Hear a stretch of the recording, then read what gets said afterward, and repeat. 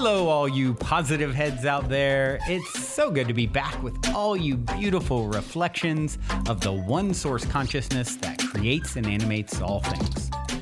If you're new to this podcast, of course, we're super happy to have you here. And if you've been listening and enjoying for a while, I would be super grateful if you would please take a moment to give us a review on Apple Podcasts. It's one of the best and simplest ways to pay it forward and help others find the show so that they too can tap into the powerful perspectives and positive vibrations we are collectively emanating. The other unique and magical way to share this show is by sending any friends you think would benefit from listening to this podcast our Game with the Universe link at positivehead.com/game. Also listed in the show notes, which will serve them up a quote-unquote random episode when they click it. Just instruct them before clicking the link to close their eyes for a moment and sincerely ask the universe to cue up the episode that contains the insight and perspectives that they most need to hear at this point in their life journey, and then click to listen to whatever episode is synchronistically served up to them. I have heard time and time again from people about the incredible results they received playing the game. So just tell your friends magical results are guaranteed or their karma back.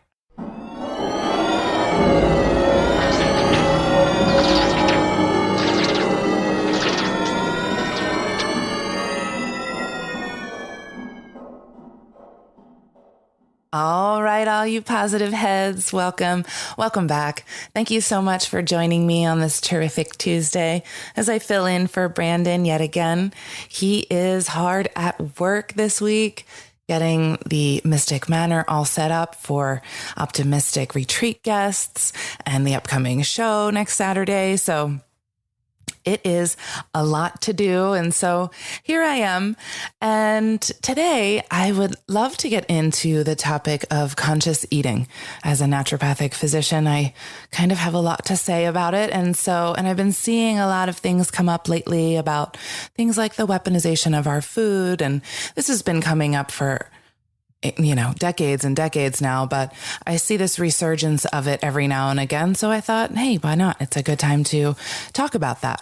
So I have a story to share about my own journey with food and also the stages of learning to eat healthy and what is best that we kind of all go through. And I found a really good Abraham-Hicks clip about this, of course. Abraham has something to say about food and what is best for us. And lastly, I'm going to go over some healthy eating tips and some ways that we can be eating in the most conscious way possible. So before I get into any of that today, I'd like to read a review. You all know how much we absolutely love getting these and how much we appreciate you so much when you write them, and how much it absolutely fuels Brandon's fire to continue this podcast on a daily basis. So today I am very, very appreciative of Harrington 820 for this review called Crazy Synchronicities. I discovered this podcast back in January. As much as I love this new age way of thinking, I fail at being intentional. I simply forget while I'm going about everyday life. Well, I must be doing something right, because every time I turn on this podcast, the message seems to be 100% what I need at the moment. I don't even look at the titles before I hit play. Each time it's been something I was just discussing with a friend. Super weird. This podcast is pretty magical. Awesome. Yeah, it is pretty magical. All these crazy synchronicities that happen throughout each week, and how many people are just in line with the things that are being discussed here. And so I love that you pointed that out, Harrington 820. Thank you so much. We appreciate you and we love you so much. So I said at the beginning that I have my own process of understanding food and what to eat because I went through an illness. For me, it was a surface thing on my skin, but it was a really bad rash on my hands that covered my hands, got very inflamed. It looked like I had been burned. It was, not to be gross, but it was, seeping and really red and raw, and it would crack, and it was very, very painful. And so as a naturopathic doctor, one thing that we understand when things are going on with the skin is this is an inflammatory process that is most likely coming from your gut. And why? So typically the reason why is because of food sensitivities. So as a good doctor / patient, I did my food sensitivity test and found that I was sensitive to a ton of different foods that I was eating. And I became my own little food Nazi with what I was eating, what I would put in my mouth. And I made everybody around me slightly crazy about feeding me if I was at their house or anything like that, because this rash was really bad. So I followed this super strict diet for 3 years. And at the end of the day, what I realized and what I learned is that, yes, following this strict diet did absolutely help. It cut down on the inflammation. It made the rash so much better, but it didn't completely remove it, because anytime I would have a stressor come up, any type of stressful situation where my body felt stressed, I would have a rash again. And then I would get really frustrated because I was doing all of the things that I was supposed to do physically in order to take care of this rash situation. But that wasn't the deal. It wasn't just about the physical body. It was about my mental and emotional state. Just the fact that I allowed some external stressor to affect me and my body in that way, that is what created the reaction. So I also saw this same type of situation in many, many, many of my patients. At the time, I was also working in a very busy naturopathic practice doing primary care medicine. That job itself was very stressful, but I watched a lot of the patients go through this exact thing where they would follow all of the rules and they still weren't getting completely better. And it's because we didn't take care of any of the mental and emotional things. So while eating a good, healthy diet, I think, is extremely important because it's our foundation, I also think it's even more important to be aware of how we are mentally and emotionally handling our daily life. I mean, I went through many stages with this, and I'm going to talk about that in a second, but I was in a state when I was younger and first getting into naturopathic medicine where everything to me seemed like poison that wasn't organic food. And I even went so far as to teach my little one, who from the age of probably 6 or 7, I was like beating into her, when you go to somebody's house, make sure, don't eat it if it's not organic. And I mean, I really was quite obsessed with this whole idea of food potentially being poisonous to our system, which is not a hard place to get to when you start learning about what's been happening with our food, the weaponization of our food with companies like Monsanto and GMOs and all the pesticides and all of those things that can cause us so much concern. So what I did with my little one when we were grocery shopping and she would want something in the aisle, I would look at her and I would say to her, with zero regard for who was around me too, because I was so adamant in my belief system about this. And I would say, well, is there poison in it? Legitimately, that's what I said to my kid. Is there poison in it? Like, is that a helpful thing to do to a little? No, that is not. Okay. So I look back at that and I'm like, oh geez, I hope I didn't traumatize this kid with the way she eats. And I was referring to certain ingredients and, it's not wrong. These things are not good for you. Things like partially hydrogenated oils and high fructose corn syrup. I didn't want her to eat that. I wanted her to grow up as healthy as possible.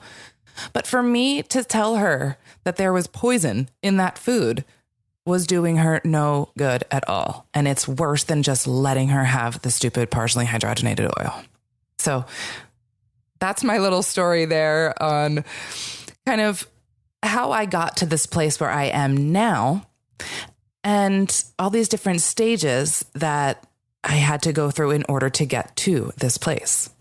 And I think we all go through these similar stages. For me, I feel like it took a little longer than it probably should have, but I'm happy that I did arrive at the place that I am at now, which is a place where I can eat whatever I want, and I no longer even have an inkling of a rash that pops up on my skin anywhere. So these stages, this first stage of the awareness of what's going on within our food system here in this country and internationally. The World Health Organization has a hand in all of this. And, it's interesting. I found a Thomas Jefferson quote. He said, "If people let the government decide what foods they eat and what medicines they take, their bodies will soon be in as sorry a state as are the souls of those who live under tyranny." And a Hippocrates quote, "Let food be thy medicine and let medicine be thy food."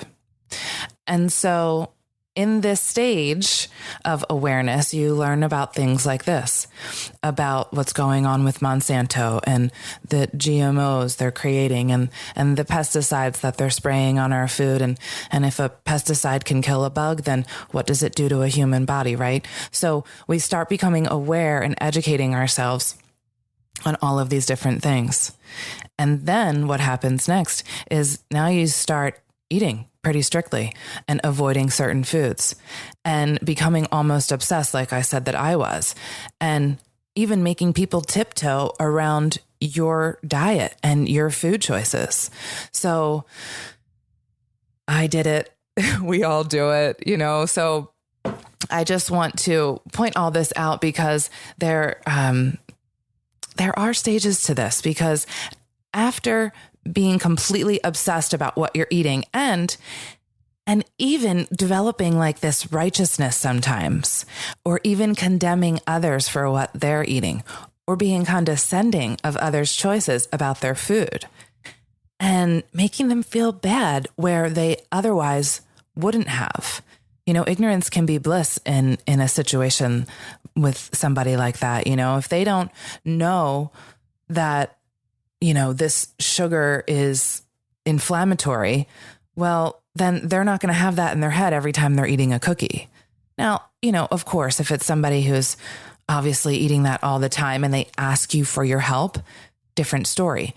But when we're just kind of, throwing ideas at people who aren't asking or even open to it, that's where we get ourselves in a situation where, we can start creating tension with our family members and friends. And that can happen a lot in this path. And I know certainly with my family, they were on me constantly, and it didn't create tension. It just created a source of something for them to make fun of me for, which, great. It's fine. That's what we do in our family. We're all very tough skinned and, cool. But, sometimes it gets like, all right, enough already, you guys. Right. So it can go a lot of different ways. So once we go through all of that, hopefully realizing that we can't put our stuff on other people, even though, if we think we're so right and we're trying to save the world, we still need to, have a nice balanced type of, attitude about that and not push it onto others. So what happens then after all that, and you've done all this, you realize at some point that you're still not completely well. You're still not at that state of 100% like, yes, I feel amazing. And then you get frustrated. And then you realize that none of it matters what you're doing if you're stressed and your vibration is off. So this was like an aha moment for me when I finally realized, like, I'm doing this to myself. All of my thoughts about food, I'm actually creating this within my own body. So when I was able to then get to a point where I could focus on my vibration and keep that in check, then that's where I can eat wherever I want. Because now I have this understanding about what makes me feel good. And so I then know about the food that resonates with me that makes me feel good. So I still don't want to like go eat McDonald's and sugar all day because that doesn't feel good to me. It feels good to eat lots of vegetables and whole grains and juice every now and again, because I know I'm doing good things for my body, but I'm doing it from a place of loving myself and not kind of damning the foods or looking at them as if they were bad in any way, shape, or form. So I try to eat on a regular basis, good organic food whenever possible.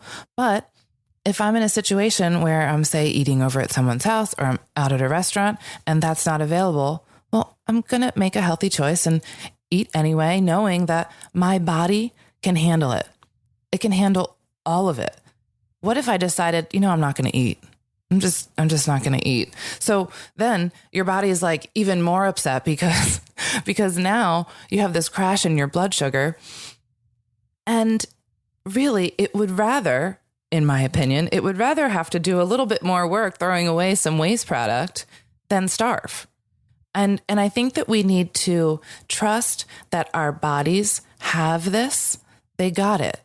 It's this just miraculous machine that knows what it's doing all by itself. And it has the ability to get rid of anything that it doesn't need. So when we ingest things like pesticides or GMOs or whatever you think is unhealthy, know that your body can absolutely handle it as long as you are maintaining a vibration of love and being grateful for that food. Hippocrates also said the natural healing force within each of us is the greatest force in getting well. And couldn't be anything more true than that. So speaking of all of this, Abraham, of course, has a lot to say. Let's take a listen. I don't go to medical checkups. Good. Because I feel that... Well, I'm glad you said good, because I feel the same way. There are very many well-meaning people who believe that your potential for wellness is not secure. And they think that they should probe every day looking for something going wrong so that they can catch it in the early, subtle stages. And we say, keep looking, there'll be plenty to catch. That's right. That's how it is created. Okay. So another question, I've been a believer in supplements, but now I'm just wondering whether I can do without them, because I still believe that I have a pretty good physical Well, condition. let us ask you a question. Do you believe in food? I believe in food, yes. Then supplements are the same. Will they do what the manufacturers promised? If you believe it.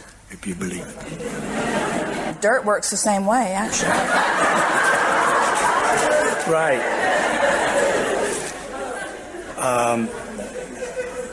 I pay attention to what I eat, and I've been told to eat a low sodium, low fat diet and not eat chocolate and things like that. By who?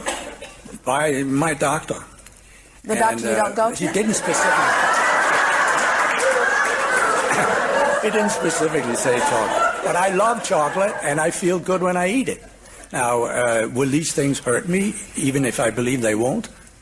If you believe that they won't, they will not. But the fact that you've been going to the doctor to find out leads us to believe you might not be sure what you believe. They found out by accident. I happened to be in a hospital, and they told me.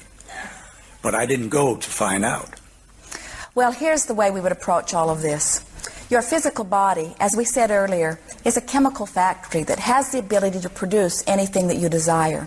And you have all of these trillions of cells that know what they're supposed to do, that know their relationship to each other, that are continually asking for whatever they need in order to achieve balance. So the better you feel, the more you are allowing the balance. Remember earlier when we said there are 3 parts of the process? Mm-hmm. Ask, source energy answers, and then you allow.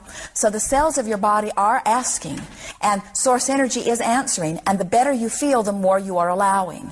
In other words, we see people who have been told that they shouldn't eat this and this and this and this, And now they are worse off than if they had not been told that, because they keep wanting to eat it, and every time they eat it, they feel guilty. Yeah. And so now when they eat it, or just think about eating it, they set up resistance that does not allow the well-being to flow. In other words, it's an interesting thing to watch our population. We are surprised that any of you can find anything to eat, because almost everything that you have ever even thought about eating, somebody has found some reason that you should not eat it, for some reason, you see. And so what we are projecting and what we are encouraging is that you begin to make peace with your food. Love your food, and in doing so, love yourself back into well-being. And what you begin to notice is if you are eating something that your body is not wanting, you will begin to feel discomfort in the eating of it. But if you have got yourself in a place where you feel guilty about everything that you eat, then you can't be sensitive to those vibrations, you see. There are many physicians that would say, oh, Abraham, you should not be telling people that they can go off and eat anything that they want to eat. And we say, we're encouraging you to get into a place of feeling good and then follow whatever action is inspired from that good feeling place. There are those who say, should I go to the doctor? And we say, if you want well-being, and if you believe that the doctor is the path to your well-being, then going to the doctor may very well be the catalyst that aligns you with source energy. But if you do not think that going to the doctor is a good idea, and you go to the doctor, now the very same activity is serving as the catalyst to not align you, you see. And the biggest thing about all of it is that it is, again, one more thing that physical beings are doing to each other that falls into the category of saying to you, you don't have sense enough to know. In other words, it's like saying to the child, there is danger there when there is no danger. And then the child gets to the place where they cannot identify real danger, because they have been told that there was danger when there wasn't for so long that now they don't trust their ability to know. They trust their parents' ability to know, but their parents cannot always be there with them, you see. And the same sort of thing begins to happen to people relative to diet or relative to physical body conditions. They get so they don't trust themselves.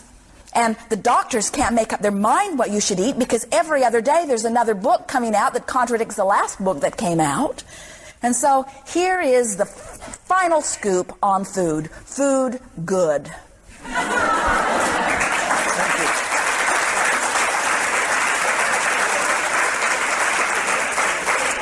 And you say, what kind of food is good and what kind of food is bad? And we say, make a decision of how you want to feel. Say clearly on a regular basis, I want to feel good. I want to feel hearty. I want to be energized. I want this food to empower me. I want to thrive. I want food to really fuel me. I want the cells of my body to be satisfied in what they're asking for. I want to be sensitive to what my cells are asking for so that I'm inspired to the food that will provide it in a dominant way. I want to find the rhythm of my body. I want to know that I'm eating the right thing. I want to be drawn to the right thing. I want food to be satisfying. I want it to be a pleasurable thing. I want it to bring me a sense of well-being. I want it to satisfy me in all ways. And as you say those kinds of things on a really regular basis, the things that will satisfy those things will be the things that pop out for you everywhere. And so someone says, well, what keeps popping out for me is this gooey chocolate donut that I see a big sign for. And we say, well, then go to the chocolate donut and eat the chocolate donut and see how it feels. And if it feels good, eat it. And if you feel reluctance, once you have lined up with the energy and once you are in sync with following your bliss relative to food, anything that's not good for you, you will not feel a gravitation to. But this will happen in every single case once you align in the way that we are describing here. All kinds of things will feel good to you some of the time. In other words, sometimes you could do with a little dose of high sugar. Sometimes it's just exactly what you need for the thought process that you're working on or for the boost of energy that you want. But if you gravitate to it over and over and over again so that there is an inordinate amount of it within your system, then you do not feel so good, and then you feel like gravitating to other things. And most of you are so paranoid about food that you never get into that place of allowing yourself to be guided, you see. That's the optimum experience. The golden mean. Oh, it's balance that you're looking for in all things, yes. When I hear or think of something that harmonizes with my feelings. Harmonize is a good word, isn't it? Yeah. Would you say that harmony in food would be only eating green beans? No. Or is harmony a variety of things? A variety of Harmony is a wonderful word, isn't it? Mm-hmm. When this harmonizes with my feelings about justice or the nature of all that is, I get tears in my eyes. And these are tears of joy. To some, they may indicate sadness and therefore something negative, but to me, it indicates something very positive, and Yes. I hope I'm right. Yes. Often your tears are what you describe as being overjoyed, which means you have come into vibrational contact with more joy than your physical body can contain. Thank you. Before we continue on with today's episode, for those of you interested in getting more fantastic fungi in your life, I want to take a quick moment to tell you about a friend of mine's brand new company, The Great Mother. Recently, I have been drinking The Great Mother's superfood mushroom coffee alternative called Ritual, as well as regularly taking their awesome Ally microdoses, and I am truly loving both. As you probably know, these days, many of the world's highest achievers and performers swear by microdosing. The problem is it can still be difficult to get a hold of magic mushrooms. That's why when my friend reached out, who lives in an area and country where legalization is not a problem like it was in the past, and said he'd be willing to offer microdoses to my listeners, I wanted to pass the word along. Ally microdoses are 100% organic. And in addition to a small amount of the magic active ingredient, they also contain functional mushrooms like lion's mane, cordyceps, chaga, and other brain boosters like bacopa. Ally is essentially a full spectrum nootropic. And of course, the coffee alternative Ritual doesn't contain magic mushrooms, but it has an array of the best organic functional mushrooms in the world. And, with functional mushrooms, it's really important to get them from the highest integrity sources. And whereas some other highly popular mushroom coffee alternatives on the market only contain a few varieties of functional mushrooms in their actual ingredients, Ritual has 7. Not only does it contain more types, it also contains 3 to 4 times the amount that the big brands have in each serving. And it tastes amazing. I actually like to have it on its own, as well as mixing it into my coffee sometimes as well. However, since this is definitely a unique offering, there are a few steps. First, just reach out and request to follow the private page, thegreat.mother on Instagram. Once you've been accepted to follow, just message what you're interested in getting and someone will get back to you.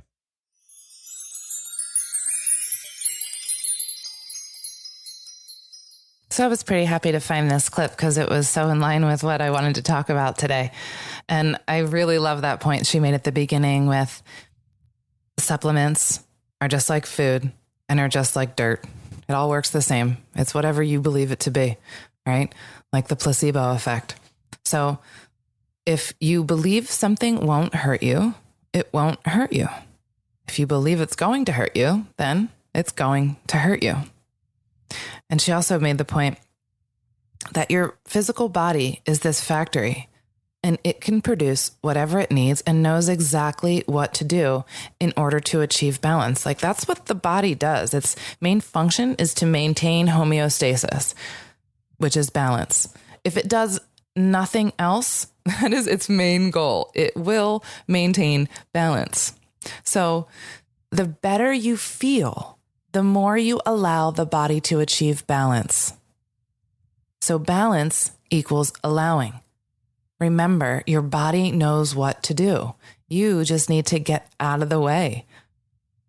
So I love too, she talked about that idea about not pushing your ideas about food onto others and how that can produce a lot of resistance and guilt in the other person, because now they didn't even know that there was something wrong, and now they're all guilty about eating it. So you just created this whole thing for them to now focus on.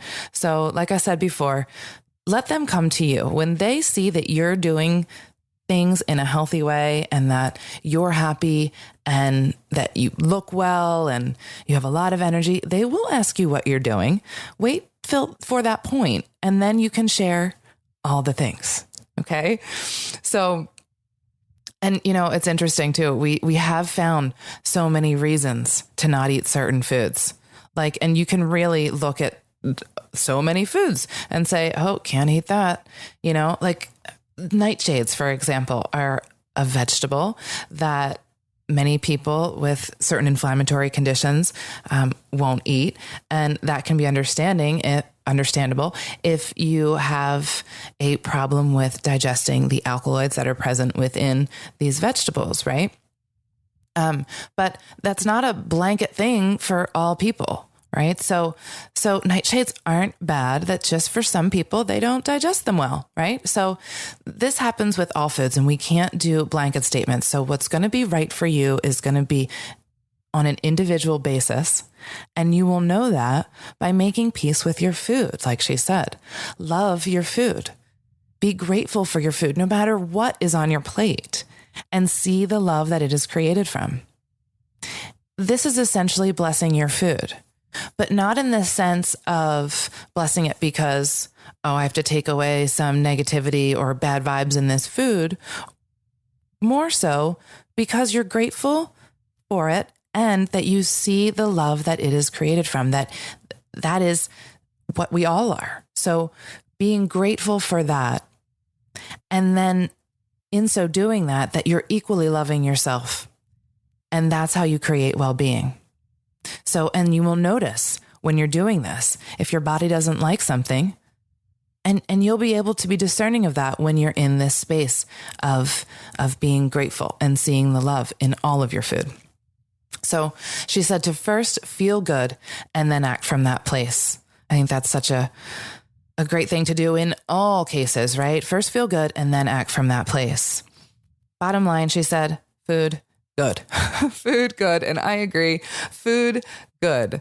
And we just need to make a decision on how we want to feel. So we can say things clearly to ourselves on a regular basis, like she suggested, like, I want to feel good and energized and empowered by the food that I'm eating.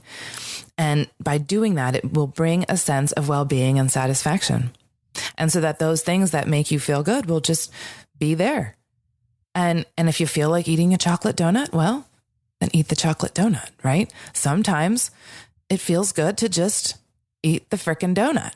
Yeah, moderation, right? If you want a donut once every 3 months, then please enjoy that donut. And, you know, this paranoia about food that we have gotten ourselves into, that's a good word for it, paranoia. We are really not allowing ourselves to be guided by our inner beings when we're doing that.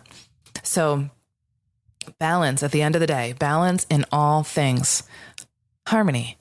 Harmony is a variety of all the things, everything in moderation and in balance. So while I believe that it's never a good idea to screw with the natural order of things with our plants, our animals, I also believe that we have the power to transcend all of it by keeping our vibrations in alignment with Source. So all that being said, thought I would give some healthy eating tips to help anyone along who maybe is new to this and doesn't quite know all the little nuances around food and how to make good, healthy choices. So, and just remember, you know, eating is way more than just for your physical health. It's really about caring for your body, and it's a way that we show ourselves love. It's a way that we care for ourselves. So eating a 80% plant-based whole food diet. So that means 80% of your food comes from things that were grown in the ground, right? Things that are not processed. So things that are not in the center of the grocery store. If you can shop the perimeter of the grocery store, you will pretty much be eating, for the most part, plant-based and whole food. There are things that you need to go into the center for, like some of the grains, but the perimeter is where you're going to find all of your fruits and vegetables and fresh foods. So it's great to stay there. And eating with the seasons. So there are some foods that are warming. There are some foods that are cooling. For example, it's summertime right now. So summertime foods are cucumber and watermelon because they're cooling down our bodies. And then things in the wintertime that are going to be warming, things like our hardy root vegetables and ginger and stuff like that. And those are things that are grown seasonally. So if you pay attention to when the food is harvested, that's essentially eating with the seasons and trying to stick with those foods that are harvested at the time of year that you're in. And if possible, and you have the space, try growing your own food. a little garden bed if you don't have that much space, or even just a pot. Say you just have a patio and you live in an apartment and you have a small patio space and you just have a pot. You can do a tomato plant or just anything, because when you're growing your own food, it really gives you an appreciation for how long it takes for that little carrot to become a carrot.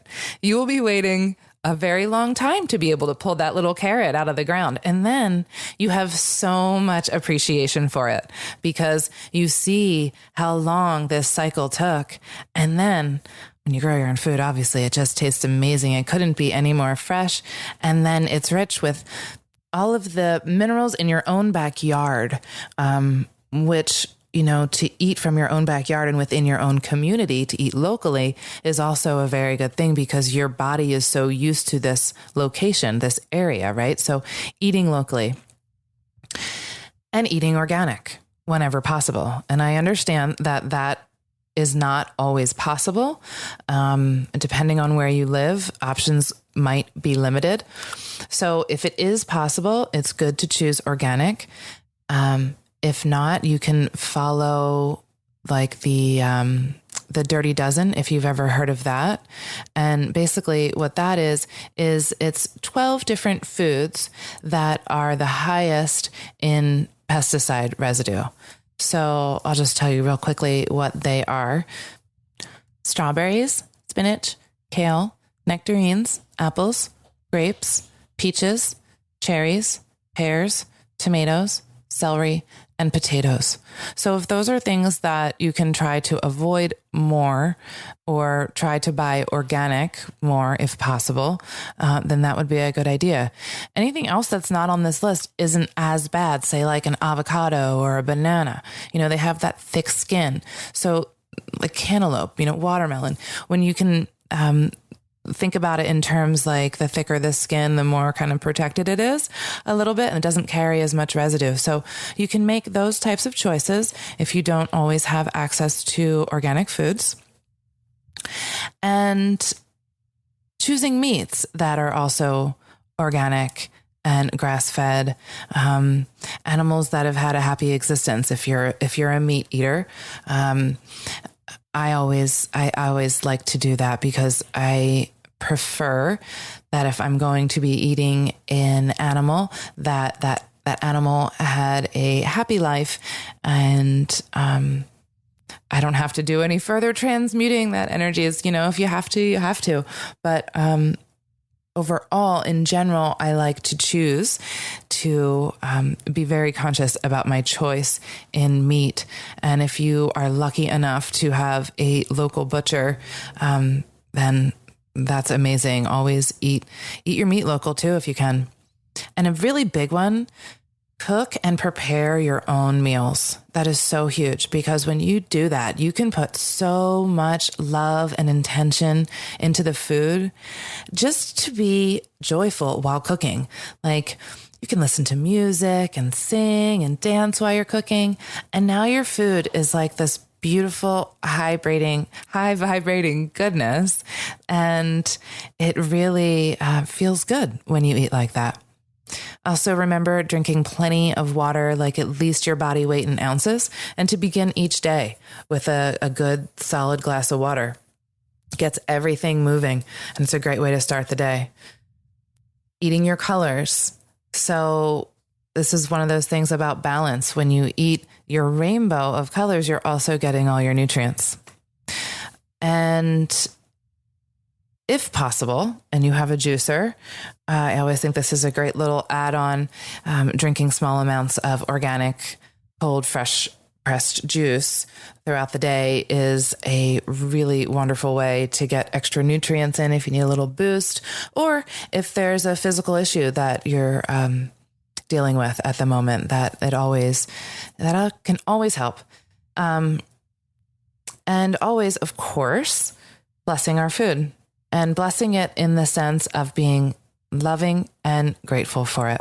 We can bless our water. We can put our intention into our water. You've all heard of Dr. Emoto's water crystal experiment, where he showed that our intentions placed into water produced beautiful crystals when positive intentions were placed on it. So we can all do that. We can just take a small moment and see the love in our food and in our water. And then that's what we are feeding ourselves. So at the end of all this, I just want you all to remember that your body has this immense healing power, and we just need to get out of its way and let it do its thing. So I found this really fun song, and I thought to myself, what song am I going to play? And then I heard in my head Wookiefoot, and I was like, all right, let me go look at Wookiefoot. And of course, there's a song called Junk Food. So it's a fun little ditty I thought I'd play today. Hope you all enjoy. Until next time, love you all.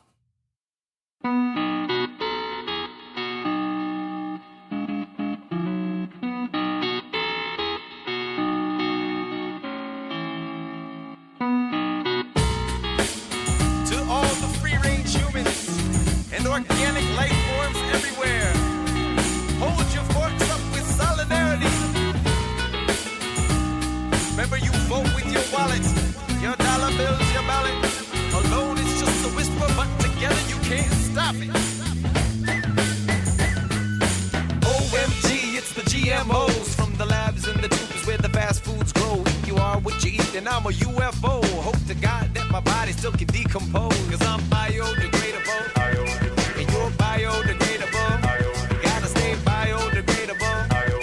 But you find that the mind is highly persuaded. Doesn't matter if you came through the canal or you're cesarean. If you're an omnivore or maybe more a vegetarian, you choose to eat an animal, a vegetable, a mineral. Eat what you are, it's never been more literal. Come chemical, come dumbing down the food chain. Come dumb us down, new superpower seed grain. Come Monsanto, come with your new campaign. All the politicians sing along with the refrain. No more junk in my food. No more junk in my food. No more junk in my food. No more junk in my food.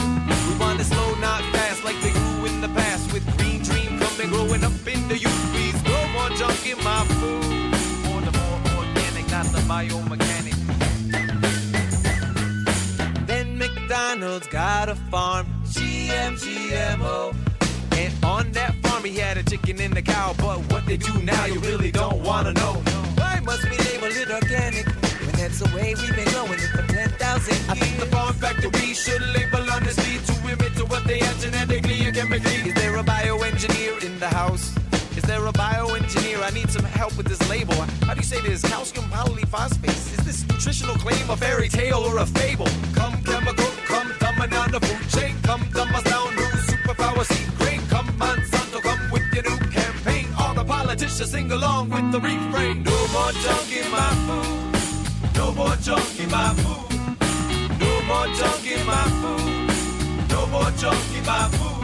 We want it slow, not fast, like they grew in the past. With green dream coming, growing up in the youth. Please, no more junk in my food. Or the more organic, not the biomechanic.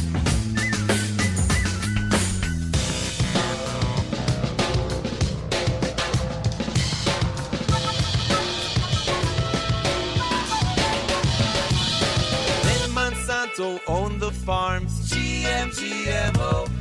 And on that farm he had a plant that won't produce the seed, monopolize everything that grows. They're trying to say the corporate way is efficient and worthwhile, but the average meal that you eat's traveled 1,200 miles to subsidize and never realize the price tag. I wonder if my carrots get jet lagged. Who makes a fruit that doesn't have a seed? Who makes a fruit that doesn't have a seed? Well, leave the man in the soup with his arrogance and greed. Get it rich and leave his fellow man in need. OMG, it's the GMOs from the labs and the tubes where the fast foods grow. If you are what you eat, then I'm a UFO. I hope to God that my body still can decompose. No more junk in my food.